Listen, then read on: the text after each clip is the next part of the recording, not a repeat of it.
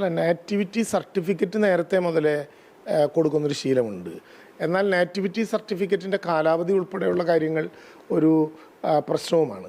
നമ്മുടെ നാട്ടിൽ BJP തന്നെ ഉയർത്തിപ്പിടിക്കുന്ന പൗരത്വമൊക്കെ ഉൾപ്പെടെയുള്ള പല വിധത്തിലുള്ള ആശങ്കകൾ നമ്മുടെ പൊതുസമൂഹത്തിൽ നിൽക്കുന്ന ഒരു സമയത്ത് കേരളം അതിൻ്റെ ഏറ്റവും ശ്രദ്ധേയമായിട്ടുള്ള ഒരു നിലപാട് തന്നെ വ്യക്തമാക്കുകയാണ്.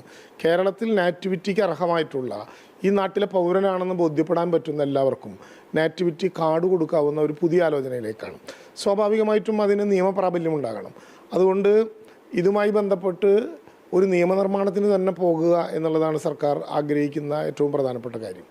അപ്പോൾ നിയമനിർമ്മാണം നടത്തി ഒരു നാറ്റിവിറ്റി കാർഡാകുമ്പോൾ ആ നാറ്റിവിറ്റി കാർഡ് ഉപയോഗപ്പെടുന്ന മേഖലകളെല്ലാം ബോധ്യപ്പെടാം എന്ന് മാത്രമല്ല, സ്ഥിരമായി ഒരാൾക്കുണ്ടാകുന്ന ഒരു പൗരത്വ കാർഡ് അഥവാ നാറ്റിവിറ്റി കാർഡ് അയാൾക്കിടയിൽ സ്വാഭാവികമായിട്ടും ഉള്ള നാടിനെക്കുറിച്ച്, സംസ്ഥാനത്തെക്കുറിച്ച്, അയാൾ ജനിച്ചു വീണ ഈ മണ്ണിനെക്കുറിച്ച്, അയാളുടെ അസ്തിത്വത്തെക്കുറിച്ച് കൃത്യമായ ആത്മാഭിമാന ബോധം അയാൾക്ക് ഉണ്ടാക്കാൻ കഴിയുന്ന ഏതെങ്കിലും വിധത്തിലുള്ള ഭയാശങ്കകൾ വേണ്ടതില്ലാത്ത ഒരു നിലപാടായിരിക്കും അത് ആ അർത്ഥത്തിൽ തന്നെ ഏറ്റവും ഗൗരവമായി സർക്കാരിൻ്റെ നയം എന്ന നിലയിൽ വ്യക്തമാക്കുകയാണ്. ഇപ്പോൾ ഈ പൗരത്വം തെളിയിക്കാൻ തന്നെ ഒരു പ്രശ്നമായി നിലനിൽക്കുന്ന ഒരു സാഹചര്യത്തിൽ ഈ കാർഡ് അതിന് ഫലപ്രദമാകുമെന്ന് തന്നെയാണോ?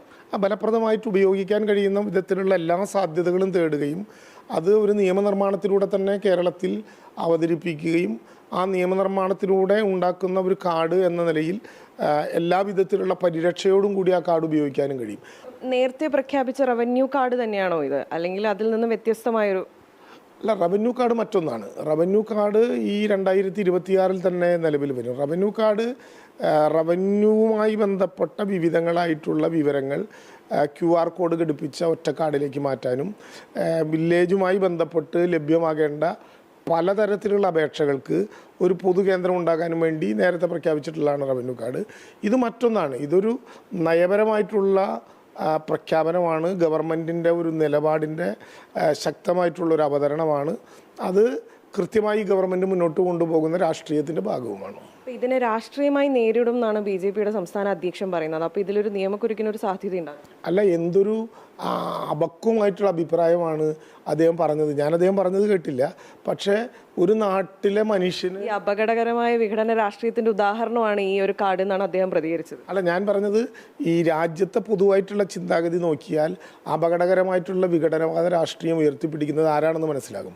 സ്റ്റേറ്റ് സ്പോൺസേഡ് ടെററിസം എന്നൊക്കെ വാക്ക് പ്രയോഗിക്കുന്നത് പോലെ രാജ്യത്ത് സഹായിക്കേണ്ട, സുരക്ഷിതത്വം ഒരുക്കേണ്ട ഒരു ഗവൺമെൻറ് തന്നെ ഈ രാജ്യത്ത് ഞങ്ങളെ ജീവിക്കാൻ അനുവദിക്കില്ല എന്ന് പരസ്യമായി പറയുന്ന വിധത്തിലുള്ള നയങ്ങളും നിലപാടുകളും നിയമങ്ങളും ഉണ്ടാക്കുന്ന ഒരു ഘട്ടത്തിൽ കേരളം ഈ നാട്ടിലെ ജനങ്ങൾക്ക് കൊടുക്കുന്ന ഒരു ശക്തമായിട്ടുള്ള പിന്തുണയാണ്. എൻ്റെ മണ്ണിൽ ഉറച്ചു നിന്നുകൊണ്ട് എൻ്റെ നാടേത്, എൻ്റെ നാറ്റിവിറ്റി ഏത് എന്നുറപ്പിച്ച് പറയാൻ പറ്റുന്ന ഒന്ന്.